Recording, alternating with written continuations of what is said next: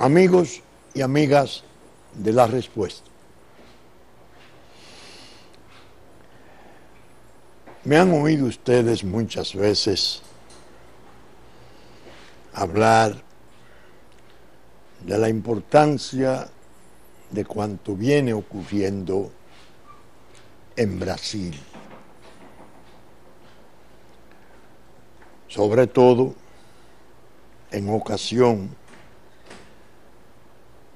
de lo que he llamado el tsunami de Lava Jato,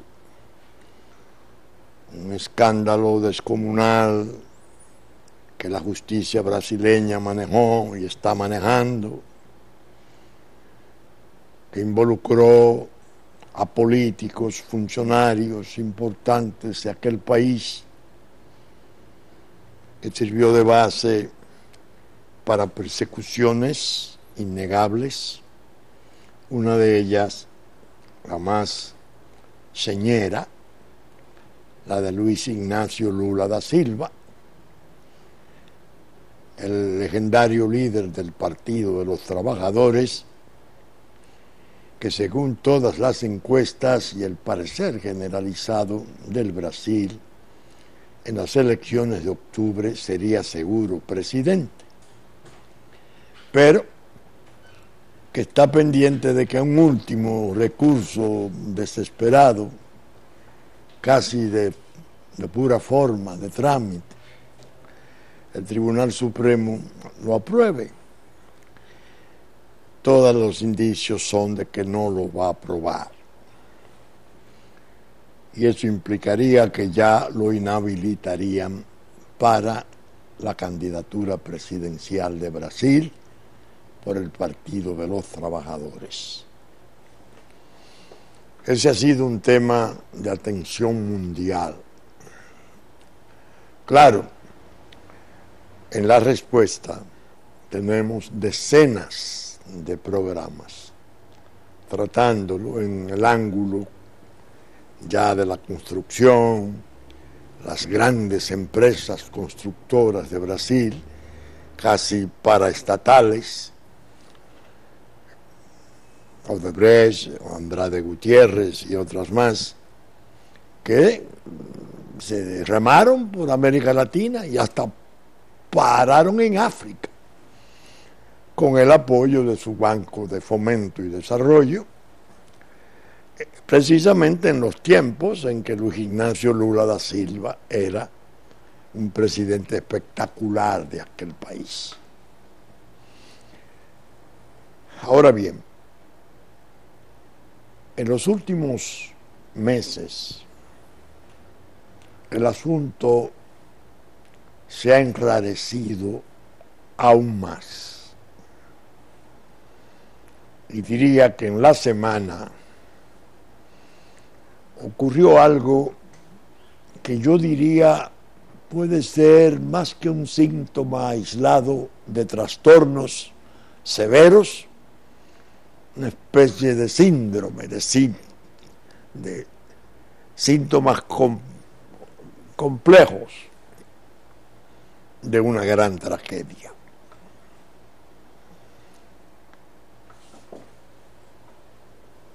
Recuerden que yo sostuve siempre que en esa utilización que se estaba haciendo del aparato judicial brasileño, independientemente de la corrección de sus jueces, que nadie la pone en disputa, había un trasfondo delicado de persecución, de ataque, tanto que la destitución de Dilma Rousseff de la presidencia por decisión del Congreso y el espectáculo aquel de su juicio, que no fue por corrupción, sino por haber supuestamente falseado cifras de su economía, cosa que hacían todos los presidentes de Brasil, en la lucha mundial de su economía. Durante todo ese tiempo yo siempre dije, el mundo está bajo la expectación de la lucha contra la corrupción. La comunicación social del mundo incluso ha logrado sensibilizar de tal modo la opinión pública mundial que cada vez que se suscita un foco, un brote de corrupción, la atención pública va ahí con una tendencia aprobatoria de la persecución. Al grado que dije, bueno, la presunción de inocencia ya es cosa del pasado. Basta con que un testigo de la reina de Odebrecht en los casos que más conciernen, se le ordene desde ahora la mansión de Marcelo Odebrecht, antes la celda de Marcelo Odebrecht, antes de reducirle la pena a prisión domiciliaria. Basta con que uno de esos funcionarios acuse.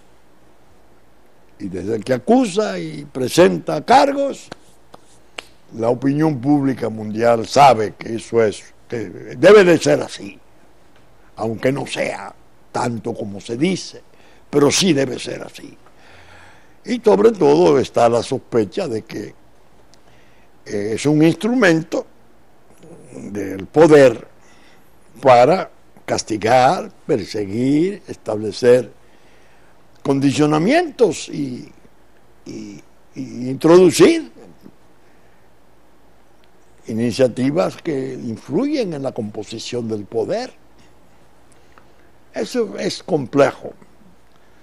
Recuerden ustedes que yo destaqué mucho los testigos de la reina, que en Brasil se le llama la delación premiada, que en Perú se le llama la cooperación eficaz. Bueno, decía que en esta semana pasó algo que a mí me lució presagioso. Particularmente porque he insistido en que, señores, señoras, esto de Lava-Jato y Brasil y la explosión esta de corrupción que ha derramado por 8, 9 naciones, 9 estados de América Latina, o 10, no es obra de gobierno, es obra de intereses superiores de mayor potencia que los gobiernos. Dije, el grupo de Davos, donde se reúnen los representativos del gran capital mundial en Suiza, Davos,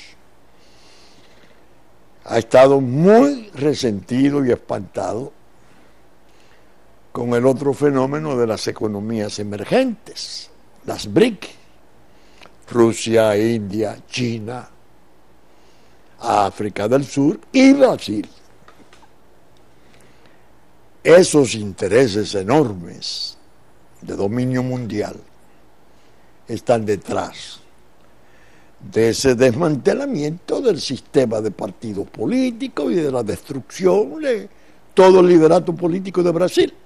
Bueno, el propio presidente Temer, que es presidente actualmente, porque era el vicepresidente de Dilma Rousseff, está bajo acusación y bajo investigación. Imagínense. Y dije, en el fondo, le quieren quitar a las BRIC la pata de Latinoamérica, y el hermano mayor en territorio, 10 millones de kilómetros de territorio, que es Brasil, una potencia, con todos los recursos del mundo, se le ha puesto a pasar por una fase de descomposición catastrófica. Davos, así le llaman el grupo Davos, los dueños del mundo, decidió celebrar un evento en Sao Paulo. Están reunidos los ricos del mundo, los más poderosos. Ellos invitan ex mandatarios políticos importantes porque es un superpoder, un hiperpoder. de alcance mundiales. Bueno, y van a hacer su reunión, ya la comenzaron, debe de estar en el momento que esto se graba ya para conclusión. La hacen en Sao Paulo, que es una ciudad inmensa, capital económica de Brasil. Pero ocurrió hace 40 horas un hecho que vino a producir una conmoción que, por lo que yo estuve observando en la televisión, propiamente desquició de dolor a Brasil. Una joven mujer hermosa, con una simpatía que en las fotos que salen de ella, que realmente asombra, Marielle Franco, concejal de Río de Janeiro, activista en la defensa de derechos humanos, estaba en el momento en que se produce su asesinato, en la lucha y la crítica y la censura al gobierno Temer por haber militarizado a Río de Janeiro. Metió al ejército hasta septiembre para tratar de hacer un trabajo de control de las favelas violentísimas de Río. Ella iba con una joven socióloga y un señor que conducía el automóvil. Venía de una reunión de su lucha, creo que era por la mujer negra de Brasil. Ella es encantadora, las fotos de ella son... La ametrallaron.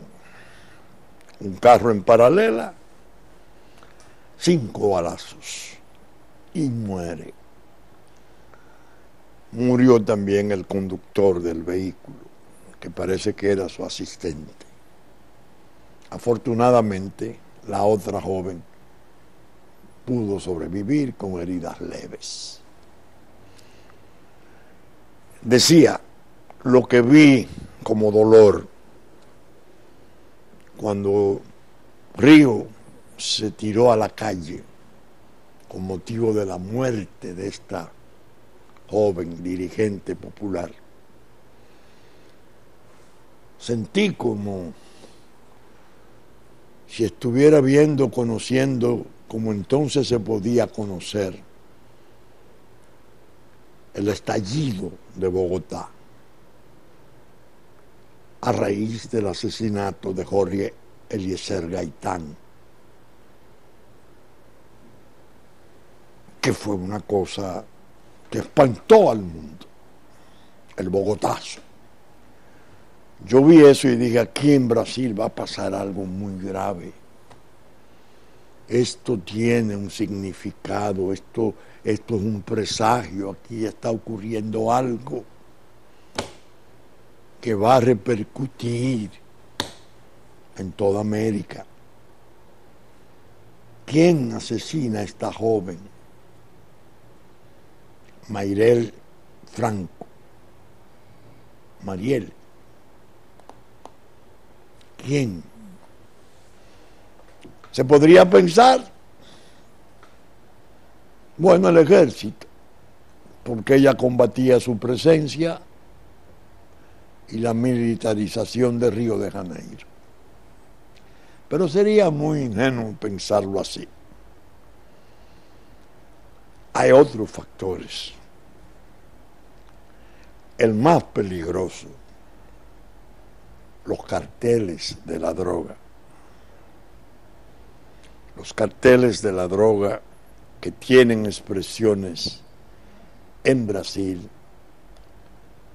devastadoras, violentísimas, con un grado importante de organización, porque el tráfico se mudó considerablemente hacia el Atlántico Sur para ir a Europa a través de África. Y desde hace ya más de 20 años en Brasil se han venido desarrollando estructuras pavorosas de crimen organizado. ¿Cómo que persigue ese asesinato? ¿Qué es lo que está enseñándole al mundo? Una olla de presión a punto de estallar. Porque el presidente Lula, según dije, está pendiente de que el Tribunal Supremo le diga no se acepta la objeción que hace sobre tal o cual formalidad. Ya va para la cárcel porque fue sancionado a 12 años.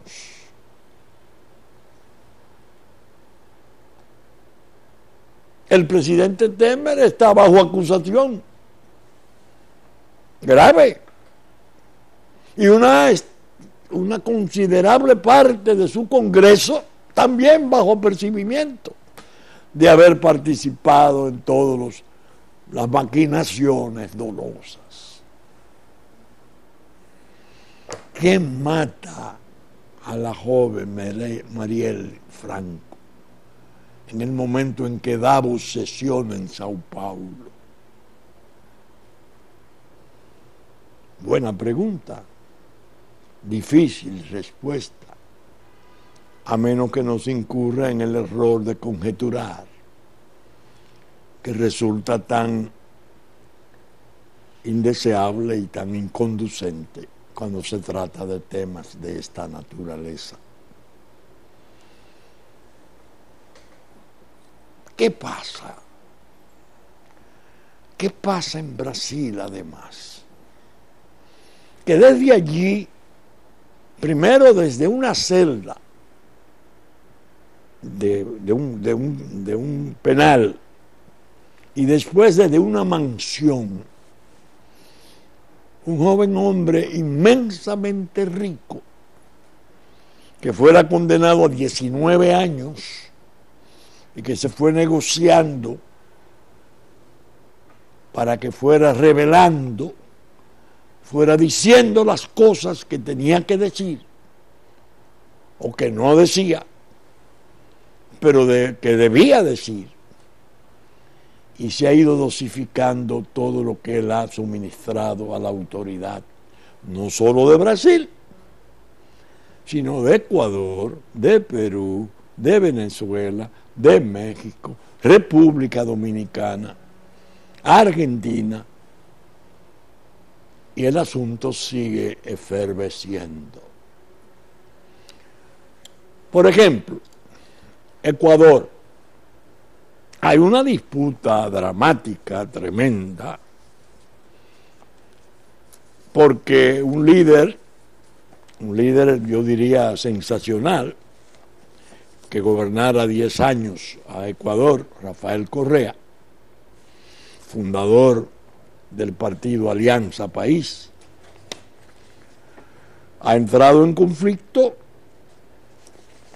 conflicto severísimo frente al actual presidente, Lenín Moreno, que fue vicepresidente de Correa,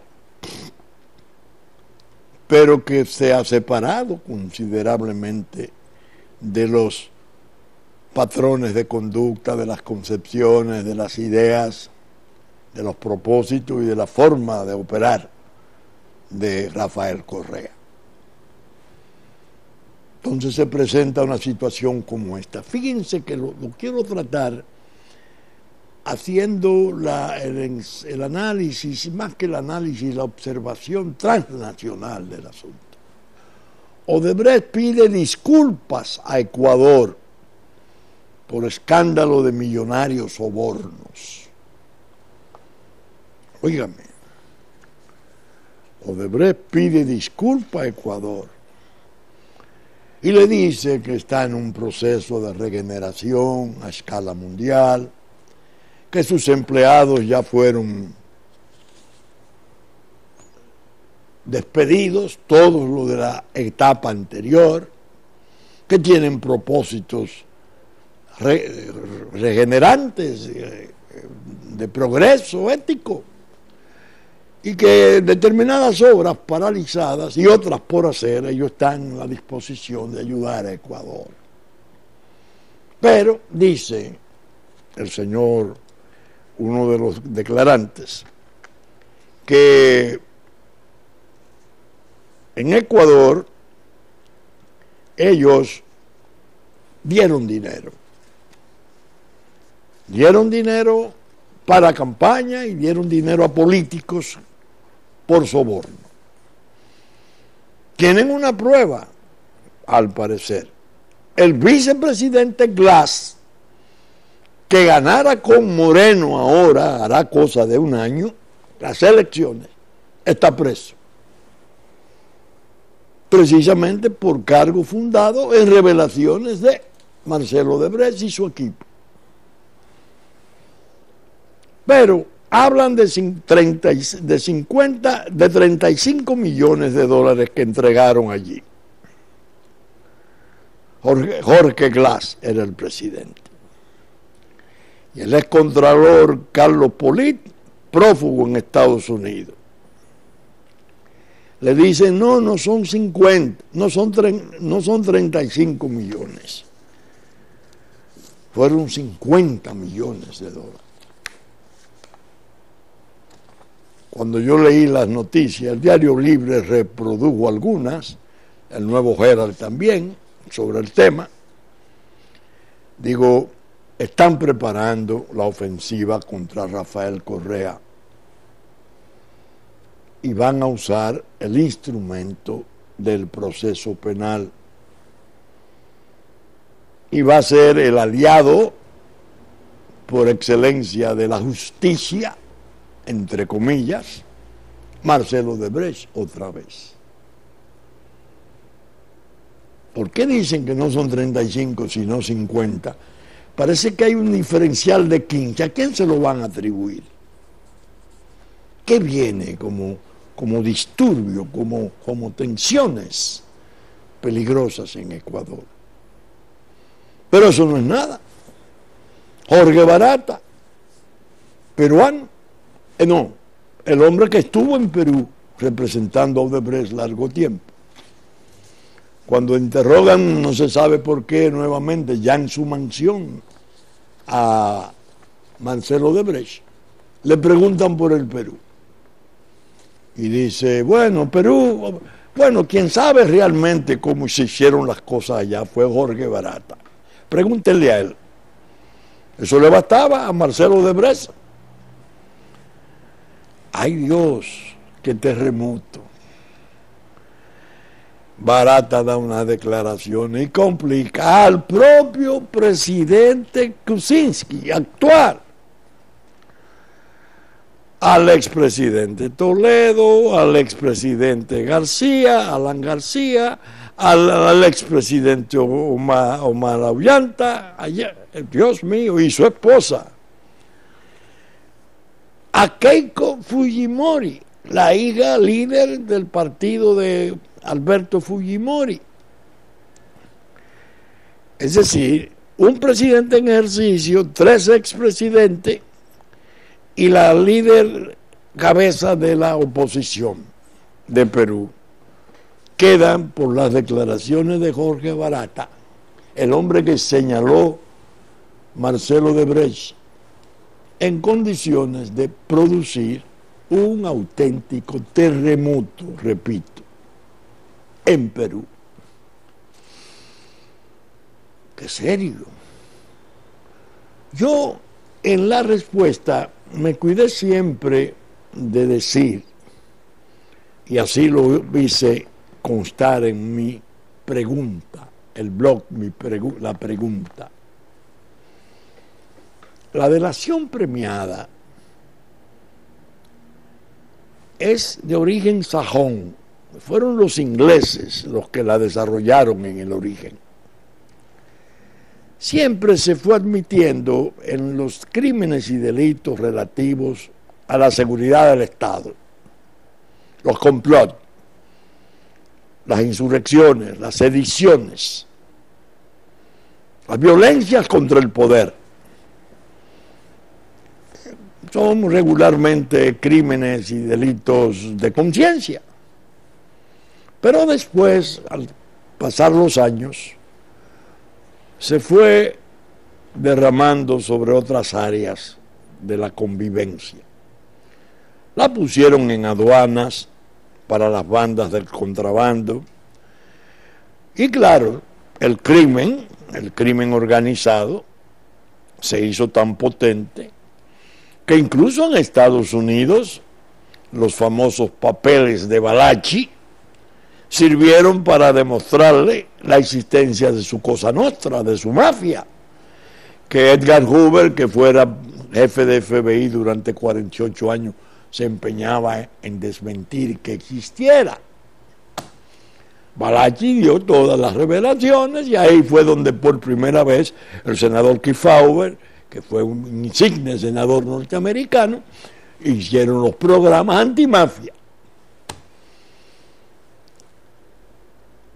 Yo siempre dije, tiene ventajas aparentes, porque lubrica la investigación. El delincuente pasa a ser una especie de auxiliar de justicia, en capacidad de pactar de tú a tú, de igual a igual, con la autoridad, con el Estado. Si tú me dices lo que tú sabes o dices que sabes, yo te rebajo pena. Es más, te puedo hasta exonerar de responsabilidad. Depende del premio que tú me des. Porque eso me favorece, porque la investigación así se hace más fácil, pero va a depender de lo que tú digas. Siempre dije, vamos a ver qué dijeron los autores, los tratadistas más notables en el campo de la prueba. Y tomé, por ejemplo, uno solo, podría citar varios. Italiano, Fra Marino de Malatesta, que es todavía respetabilísimo. Escribió un tratado sobre la prueba formidable y dijo, es inmoral el trato entre el Estado y el delincuente, porque el delincuente va a estimular al crimen a que ese mecanismo pueda servir de escape, de burladero, y lo que va a hacer es tornarse más pernicioso que conveniente.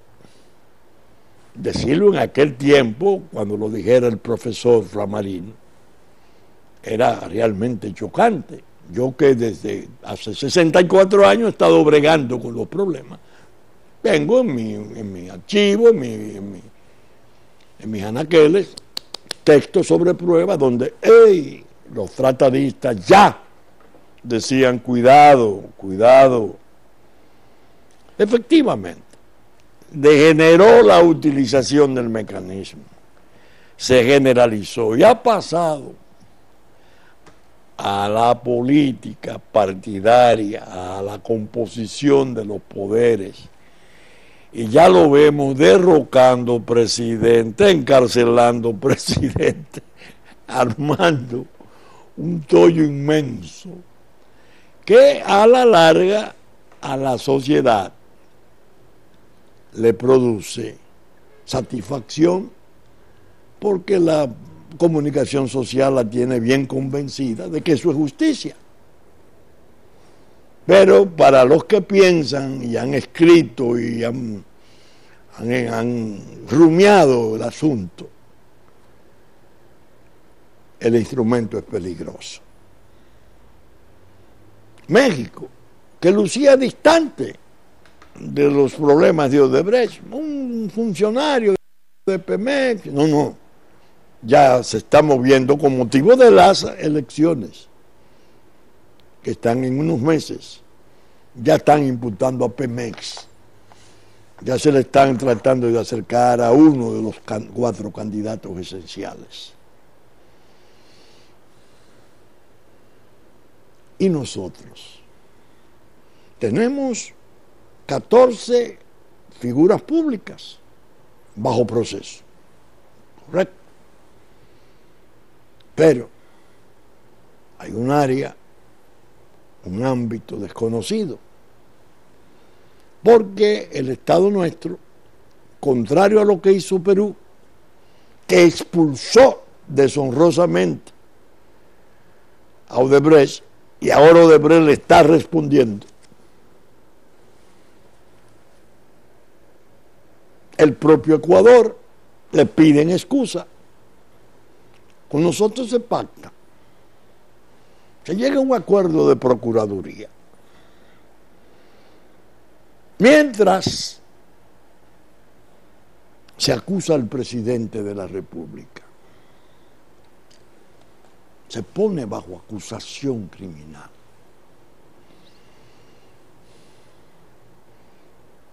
Y uno se encuentra con publicaciones sensitivas, como esta, por ejemplo, del País. Un español atrapado en Odebrecht, el mayor escándalo de América. Y hay un momento en que la publicación, que es muy incisiva, hablando del lanzallamas de Odebrecht, llega a hablar de unos depósitos en Andorra que fueron una firma española a la que le sirvió de instrumento, de medio para poder hacer una serie de pagos de soborno. Pero hay un momento en que se refiere a los efectos terribles que ha producido ese escándalo de dimensiones mundiales. Y dice que se han salpicado, ya, esa es la expresión que usa, ya se han salpicado los presidentes de Colombia, Santos, Kuczynski, y los va enumerando. Entonces dicen, el caso de Odebrecht ha devenido en una bomba política internacional que ha salpicado ya a los presidentes Michel Temer, el actual de Brasil, Juan Manuel Santos, el actual de Colombia, Danilo Medina, República Dominicana, y a los exmandatarios Ollanta Humala y Luis Ignacio Lula da Silva. Aquí está el párrafo. Los pagos inconfesables llegaron a la petrolera estatal brasileña Petrobras. Y ahí lo va describiendo cómo se hicieron operaciones. Entonces yo digo, ¿qué problema tan serio tenemos? Porque después del pacto en Procuraduría, que el Estado consideró y el gobierno que le administra consideró que era la mejor manera de terminar una planta importante, Catalina, que se supone o se entiende que es la solución de los problemas terribles de los apagones ya inveterados, surgió una reclamación de 700 millones de dólares de incremento de esos imprevistos en una empresa y en una obra que en el principio tuvo conflictos de escándalo, al grado de que el propio presidente de la República advirtió, y lo dijo el señor Villara, que es un funcionario clave y de mucha confianza del presidente de la República, que este dijo, yo no firmo eso, hay que rebajar 300 millones de dólares. Y se discutió y rebajaron 100 después de la licitación. Ahora viene una demanda de 700 millones de dólares. Y apoderan árbitros internacionales. Entonces yo digo, ¿qué situación más infeliz, más dañosa, más preocupante para nosotros? Si defendemos a fondo, con dureza, y denegamos ese cobro, nos exponemos a que aquel lanzallamas que está allá, en su mansión, diga: el que sabe de eso es fulano, Marco Cruz, que sé yo qué Vasconcelos, o fulano Betal, y le hacen un interrogatorio que no necesariamente tiene que ser aquí, sino en alguna otra jurisdicción del mundo, porque lo que buscarían sería el escándalo. La gran prensa publica la situación, la sociedad admite como un hecho que República Dominicana era la parte más segura para las operaciones, que ellos concentraron los últimos años aquí por esa seguridad que le daba, en una especie de ministerio, porque no era un mecanismo de corrupción ordinario, de usted decir, eso se sabía, no, una firma poderosísima, que construye en una forma aceptable, todas las obras que asumen, las completa y en forma muy eficiente. Se estalló el volcán para América del Sur y tsunami para nosotros que estamos en el Caribe. Qué peligrosa situación, qué indeseable. Si lo hacemos como Dios manda, y metemos brío y desconocemos eso y decimos, ese muelle está, eso es una falsedad. Ese muelle tiene requerimientos ahí que no eran los del proyecto originario. Se le dieron dimensiones mayores. La propia empresa eléctrica no necesitaba tanto muelle para sus operaciones. Nos exponemos a que aquellos que son delincuentes esenciales, primarios, ataquen, simplemente con declarar. Es decir, observen que yo he querido hacer un recuento a raíz del asesinato de Marielle Franco, la reunión de Davos, la situación internacional, Ecuador, Perú, ni hablar de Venezuela, que está también ya con acusaciones directas sobre el presidente Maduro y su grupo de poder. Entonces digo, bueno, es que la situación del mundo en esta región tiene características nunca vistas, porque propiamente los poderes públicos de aquí están por imponerlos los intereses que han dirigido todo el proceso de instrumentalización judicial, donde debe de haber muchas verdades y debe de haber o puede haber también muchas exageraciones o imputaciones destinadas a producir efectos políticos, que es el caso Lula. A Lula se le detiene por una casa de playa que le repararon, que la esposa iba a comprar, una cosa inconcebible. El presidente que fuera de Brasil, que por una casa de playa que le repararon, pero con eso le pusieron primero 9 años y después va a la corte y la corte le pone 12 a unanimidad. Sí, pero Lula es presidente, sería presidente en octubre si va a elecciones. Pues no va a ir porque va a estar preso. Y si Lula desde la celda ya hecho perseguido, mártir de la persecución, con ese Brasil explosivo que vimos ahí en el asesinato de la joven Franco, señala a cualquiera de los candidatos de su partido que él entienda que debe de ser presidente, incluso entendiendo que un cambio de presidente le puede resultar favorable para el indulto, para la gracia que le puedan conceder. ¿Qué pasa? ¿Qué va a pasar? Es decir, Lula no es extinguible por prisión, porque en la prisión hablaría, señalaría, comentaría. Puede ser el activista fundamental del nuevo presidente de Brasil, acompañado de 54 millones de votantes que votaron por él y por Dilma. ¿Qué va a pasar? Y Davos. Y las BRIC.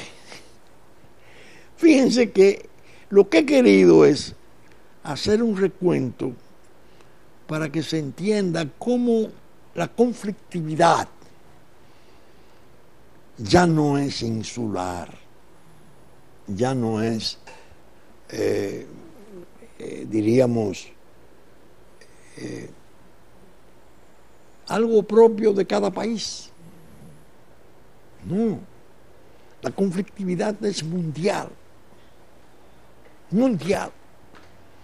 Hay mucha gente que me oye a mí hablar de la nueva representación del poder en Estados Unidos. Y me comentan algunos y otros lo murmuran por debajo, que yo me excedo dándole importancia a la presencia de Donald Trump en Estados Unidos y de su grupo de acompañantes. Y que yo no debo de insistir en eso, porque finalmente los asuntos nuestros son nuestros. Un ejercicio penoso de supuesta dignidad de cosas. No, en realidad los asuntos nuestros son nuestros y de la región, porque tenemos el conflicto que tenemos. Y nos interesa saber qué piensa la gente de Washington respecto a eso. Y por eso, por ejemplo, el informe del Departamento de Estado de hace 6 meses, hablando sobre la posibilidad de que estuviera establecido aquí ya un grupo potente, menor, muy peligroso, aliado al terrorismo, al islamismo radical del Daesh. Cuando eso se comenta y después se lee un pacto con Naciones Unidas y un trato con Naciones Unidas y nuestras Fuerzas Armadas para evitar el tráfico y el manejo de armas químicas, nucleares. Estamos hablando de cosas transnacionales. No es verdad que eso es insular ni parroquial. Es mundial. Ahora mismo se produce la destitución del secretario de Estado, el señor Tillerson. Y eso se viene el mundo abajo porque todos sabemos que hay una pelea descomunal entre el presidente Trump y la comunicación social del mundo. Las redes están lidiando con la comunicación social del mundo en importancia y su mayor exponente pasó a ser el presidente de Estados Unidos. Porque con un Twitter ganó unas elecciones y ha estado gobernando. Entonces se viene el mundo abajo porque no hay una noticia buena sobre ese hombre y su equipo de gobierno. No lo hay. Buena ninguna. Todas son malas. Es su lucha. El hombre es de pelea, no hay duda, es un peleador. Destituye al secretario de Estado Tillerson y comienza la gente a especular. ¿Por qué lo destituye? Unos dicen, eso es que él no está de acuerdo con las sanciones a Venezuela, petroleras. Tillerson era el presidente de Exxon mundial, es decir, una figura del mundo del petróleo suprema. No, eso es que digo que con Corea no habría negociaciones en el momento en que se anuncia la reunión posible de el gobernante norcoreano y el gobernante norteamericano. Algo parecido a aquella situación de Nixon cuando en su primer viaje a China, porque hay un trastorno nuclear de por medio, de bombas atómicas y de hidrógeno. Esto es surrealista.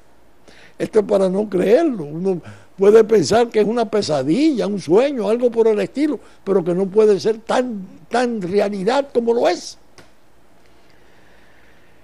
Entonces surge la realidad posible. Irán,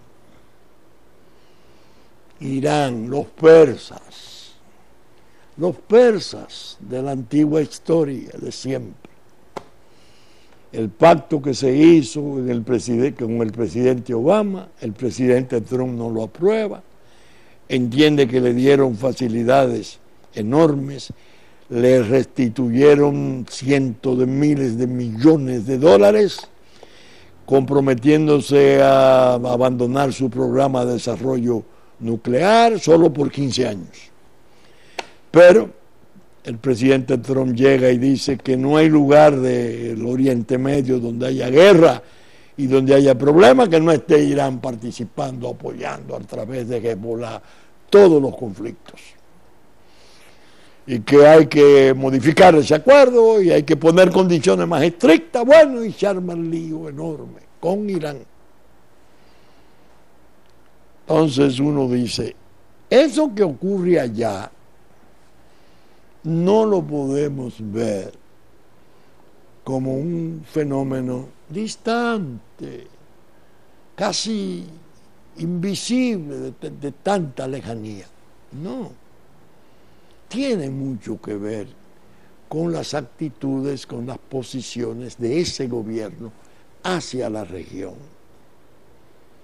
Y nosotros estamos en medio de un conflicto inmenso en que nuestra soberanía, nuestra independencia, nuestra propia existencia están sometidas a un proceso terrible de deterioro. Entonces el presidente de la República nuestra parece que en un momento toma conciencia de que el asunto realmente tiene otro sesgo, que no es como se le planteó durante el tiempo de Obama gobernando, cuando se esperaba Hillary Clinton la presidencia de Estados Unidos como la manera más segura de consolidar la fusión en el Estado binacional. Y entonces comienza a tomar medidas. Según me han dicho, hubo encuestas de trabajo que revelaron que el tema nuestro del trastorno de nuestra soberanía, el problema haitiano, ocupaba primer lugar en la preocupación de la República, por encima de todos los demás temas. Entonces, ¿qué ocurre? Ya comienzan a verse concretamente experiencias difíciles, peligrosas, pedernales. Antes fue Villa Tapia, distinta, pero era una coyuntura de trastorno. Si esa bandera dominicana la hubiesen quemado ahí, es previsible que hubiera habido tiros, porque había dominicanos airados viendo el espectáculo de la burla al padre de la patria, propiamente las guaguas que fue a reírse del país. Pero ya lo ha habido en Atillo Palma, ya lo ha habido en Jamao, ya lo ha habido en otros lugares, las tensiones, qué difíciles. Entonces yo tengo que examinar desde la respuesta el comportamiento de esa gente que está en el mando central del mundo, en el centro del poder del mundo. Yo como periferia, dominicano en una islita del Caribe y un programa de televisión muy modesto, tengo el deber de apreciar, bueno, ¿y a nosotros nos conviene esto o no nos conviene? Sí nos conviene. He leído incluso los testimonios de elementos clave del poder actual allá, hablando sobre la imposibilidad de que el tipo de inmigración que nos han impuesto prosiga. Es importantísimo eso hay que captarlo.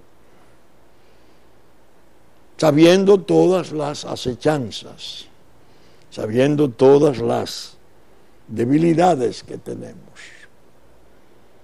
entre las cuales figura ese proceso de Brasil, que desde la respuesta dijimos al principio, sus olas no han llegado todavía a nuestras playas. Es un tsunami, es muy peligroso. Partidos políticos, olvídense de esas disputas sórdidas, de esos resquebrajamientos del desencuentro, del odio personal, de los egos, ese inútil choque de trenes, de personalidades. Estamos metidos en una situación muy difícil. Necesitamos unidad cerrada. Necesitamos sentarnos todos a pensar como dominicanos por dónde está nuestra conveniencia y hacer valer nuestras razones. Salir por el mundo y tener ahora la seguridad de que esos interlocutores del poder norteamericano que están ahí tienen ideas que favorecen mucho las posiciones nuestras, por lo que cabe, por lo que es imperativo alegar, proponer nuestras razones, porque sabemos que no habrá hostilidad, que no habrá rechazo, que habrá comprensión sobre los trastornos, que no era el caso en que gobernaba Obama, iba a gobernar Hillary, los grupos. El doctor Faraghan, de la Nación del Islam, amigo del presidente Obama, retratado desde cuando eran senadores. Pero eso hicieron en el propio Washington, frente al Congreso, manifestaciones. La Nación del Islam, eso es pesado, que ahora están con la dificultad de que desde la derecha norteamericana se le dice, pero ustedes son el Ku Klux Klan invertido, ustedes generan el odio, ustedes alaban a Hitler y execran de los israelitas, de los judíos. ¿Qué es esto? Fíjense que no es una situación política típica de esa de los años 60, de Guerra Fría, que eran fáciles de definir por el eje que tenían ideológico, y los campos se podían delimitar con mayor facilidad. Bien, saben ustedes que estamos saliendo por Supercanal 33, 3 del cable, domingo a las 11 de la mañana en nuestra versión central, que ya nos anticipó